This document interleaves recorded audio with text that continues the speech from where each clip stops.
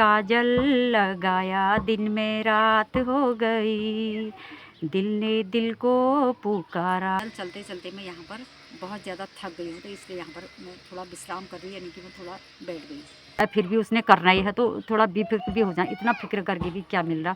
मैं सामान ला गई थी अपने खाने पीने का जो ख़त्म हुआ था मेरा। मैं मीना धनी, देवभूमि उत्तराखंड का छोटा सा गांव, एक प्यारा सा धौलापुरी थी। यहाँ मैं अपनी यूट्यूब चैनल पर फिर से आपका स्वागत करती हूँ। अभी मैं अपनी छत में आई हूँ, सुबह की धूप अच्छी खिली है, बड़ा सुहाना मौसम है। अंदर बहुत ठंड लग रही थी, वैसे भी हम जल्दी तो उठ गए थे, लेकिन मैं इसलिए बैठी रही अंदर कि मैंने कहा जब धूप आएगी तो ऊपर छत में थोड़ा मैं टहल लूँगी। और पानी आज भी नलों में नहीं आया है, इसलिए पानी भरना बहुत ज़रूरी हुआ। भरना ही पड़ेगा, जब अंदर नलों में आया नहीं पानी तो ऊपर से ही टंकी से लाना ही पड़ेगा। तब मैंने कहा क्या करना है, फिर मैं भी इतनी बेफिक्र भी हो जाती हूँ किसी में, जब इतना करते करते फिर भी उसने करना ही है तो थोड़ा बेफिक्र भी हो जाए। इतना फिक्र करके भी क्या मिल रहा, इतना करके भी मिलेगा, वैसे भी मिल ही जाएगा, वैसे भी मिल ही जाएगा। मैंने कहा कोई बात नहीं, टाइम लग जाएगा, अपने आप लगेगा, देर दार से ही होगा काम भले ही। तो मैंने कहा अब मैं अंदर का फिर करूँगी काम, जैसे खाना ना बनाना है, नाश्ता बनाना है, चाय पानी ये सब होते रहेगा दिन भर। दीपावली का भी टाइम है, वो उसकी भी तैयारी हमें करनी है। तो अब मुझे एक लता मंगेशकर जी का एक गीत याद आ जा रहा है, इसको मैं गा देती हूँ थोड़ा। मैंने काजल लगाया दिन में रात हो गई, दिल ने दिल को पुकारा मुलाकात हो गई, छिप गए तारे नजारे ओए क्या बात हो गई, मैंने काजल लगाया दिन में रात हो गई। अगर आपको ये मेरा ये वीडियो अच्छा लगे तो इसमें लाइक करें, शेयर करें, सब्सक्राइब करें, कमेंट करें। इसके लिए फिर मिलेंगे आगे वीडियो पर। धन्यवाद। अब जैसे सुबह का मेरा नाश्ता तो हो गया अंदर का, और बाकी काम अभी है ही अंदर का, दिन भर होते रहेगा वो तो शाम तक। अब पानी की तो है सारी समस्या, पानी लेने अब मैं ये गगरी लेके जा रही हूँ। अब मुझे अपनी पुरानी याद आती है, मैंने तो इस गगरी से आज तक पानी भरा नहीं। चलो संयोग होगा मेरा इस गगरी से पानी भर के लाना अभी मुझे मिला है, ये मेरे लिए एक सौभाग्य की बात भी है। नल का पानी तो हमने हमेशा अंदर नल खोला पानी की पूछा, लेकिन अब नहीं, फिर भी मैं गगरी लेके जा रही हूँ पानी भरने के लिए, और भर के लाऊंगी फिर वहाँ से।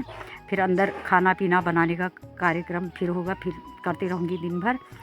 और धूप बहुत तेज़ है, अभी दोपहर की धूप, ये अब दिन की धूप है, सुबह का टाइम तो अलग होता है, फिर अब दिन का टाइम थोड़ा अलग, थोड़ी धूप तेज़ हो जाती है। गांव घरों में भी ऐसा नहीं है कि सुबह की धूप सुबह की जैसी रहेगी, फिर दिन में यहाँ भी थोड़ा गर्म जैसा थोड़ा धूप तेज़ हो ही जाती है। तो इसलिए मैं अभी पानी लेने जा रही हूँ, अंदर का काम थोड़ा नाश्ता पानी निपटा के अब ये दिन का चलेगा, खाना पीना जो भी होगा, अंदर का साफ़ सफाई, कपड़े सपड़े या बर्तन वर्तन फिर दोबारा काम ही काम है अंदर। और तब मैं ये पानी लेने अब जा रही हूँ। पानी लेने तो मुझे जाना ही है, गगरी सर में रख के मुझे लाना ही पड़ेगा। ये गगरी मेरी मुझे याद आती है अपने पिताजी की। जब मैं इस गगरी को देख लेती हूँ, पानी भी लाती हूँ, तो मुझे ऐसा लगता है कि ये गगरी तभी तो नहीं दी थी मेरे पिताजी ने मुझे दहेज में तभी दी होगी शायद, कि कौन जानता है संयोग ना। मुझे ये भी नहीं पता था मैं शहर से फिर इस गांव में आऊँगी। फिर मैं गांव में जो मेरी ये बरसों पुरानी, जब दहेज में मेरे पिताजी ने मुझे ये गगरी दी थी, मैं इसको अपने सर में रख के, क्योंकि नल में पानी आ नहीं रहा है, गगरी को मैं सर में रख के पानी भर के अंदर खाना पीना बनाऊंगी, पानी में पीने के लिए लाऊंगी करके। ऐसे मैंने गगरी में आज तक कभी सोचा भी नहीं था, लेकिन ये दिन मेरे अभी आए हैं। वैसे ये मेरे सौभाग्य की बात है, सर में गगरी ला करके, पानी भर के सर में गगरी का लाना, ये बड़ा अच्छा ही हमारा ग्रामीण एक प्राचीन सभ्यता है ये हमारी पुरानी, कि अब तो इतना विकास हो चुका है देश दुनिया में, गांव में शहर में सब जगह, कि अंदर नल फिट रहते हैं। ये संयोग है मेरा कि मैं अपनी दहेज की गगरी तो मैंने आज तक कभी यूज करी नहीं, तो मैं इसको गगरी सर में रख के पानी भर के लाना एक अपना अच्छा शुभ संयोग भी मान रही हूँ। चलो जो भी है ये भगवान, ये तो मेरी पिताजी की दी हुई एक आत्मी वो है ना, तब ऐसा मुझे लग रहा है। ये होता है, ये पता नहीं संयोग ये होगा, फिर ये जब संयोग होगा तभी हमने यहाँ घर बनाया होगा रिटायरमेंट के बाद, तभी ये गगरी में सर में रख के पानी, नहीं तो नल तो फिट है, पानी तो नहीं तो रोज़ ही आता था। चलो कोई बात नहीं, फिर भी पानी हुआ। अगर ये वीडियो मुझे आपको अच्छा लगा तो लाइक करें, शेयर करें, सब्सक्राइब करें, कमेंट करें। कमेंट करना भूलना नहीं, ज़रूर बताएं। ये हमारा उधर भी एक टंकी है, उधर पेड़ों से दिखाई नहीं दे रहा, थोड़ा जंगल जैसा है, खेत है उधर को थोड़ा दिखता नहीं है, लेकिन वहाँ से भी हम कभी ठंडा पानी ले आते हैं। वहाँ भी बहुत अच्छी जगह है, बहुत ठंडा मीठा पानी होता है वहाँ भी। गर्मियों में बिल्कुल और अच्छा लगता है, ठंडा इतना। फ्रिज का पानी भी वैसा नहीं होता है जैसा ये ठंडा मीठा पानी, बहुत ही स्वादिष्ट। हमारे बुजुर्गों के समय यही स्रोतों का पानी हम पीते थे। हमारे बुजुर्ग लोग, वो लोग क्या पहचानते हैं, नल क्या होता है, टंकियाँ क्या होती हैं। तो स्रोतों को ऐसे ही बना करके अपने हाथ से ठंडा पानी पीते थे। वही पानी हुए, उन्हीं का आशीर्वाद हुआ कि हम उसी पानी को पी रहे हैं।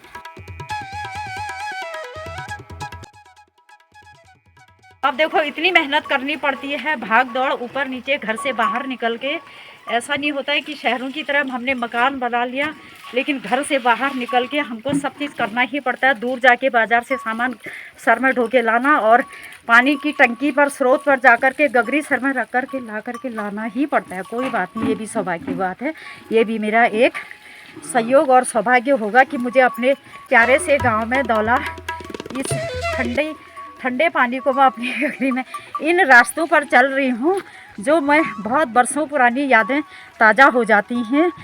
इसके लिए फिर इसी बात को फिर से दोहराती हूँ कि यही मेरा पानी की टंकी का ये रास्ता है।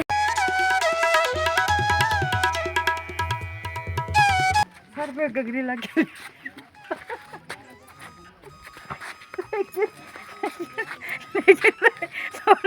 लोगों को बड़ा अचंभा लगता होगा, ये इस तरह का क्या बोल रही होगी। ऐसा भी लोग मुझे कह देते होंगे, कोई बात नहीं, मैं बुरा नहीं मानता, मुझे तो पता है गांव में ऐसा ही होता है करके मैं नज़रअंदाज कर देती हूँ। शहर का भी मैं सारा देश दुनिया का सब नज़रअंदाज करते हुए चल रही हूँ। और इसलिए मैं ये पानी को अब अपने ये मीठे पानी को मृदु जल, इसके बारे में मैं एक अलंकार कह देती हूँ अपनी हिंदी साहित्यिक भाषा का, जो मेरी किताबों मैंने पढ़ा था। एरी नलनी अपने लिए कह देती हूँ मैं, जैसे कि एरी नलनी तू काहे कुमालनी, तेरे नाल सरोवर पानी, जल में उतवर जल में बास, काहे नलनी तोर निवास।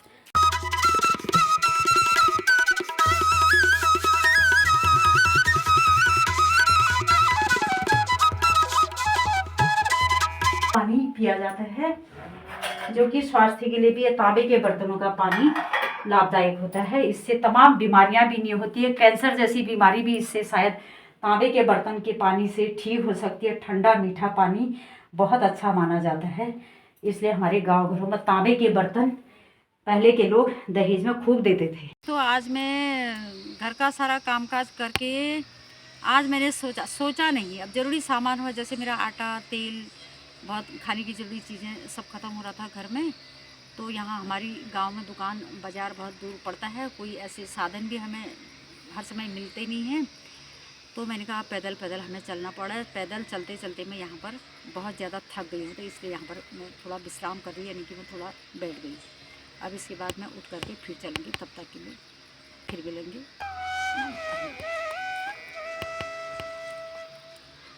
अभी शाम का टाइम है, गुड इवनिंग।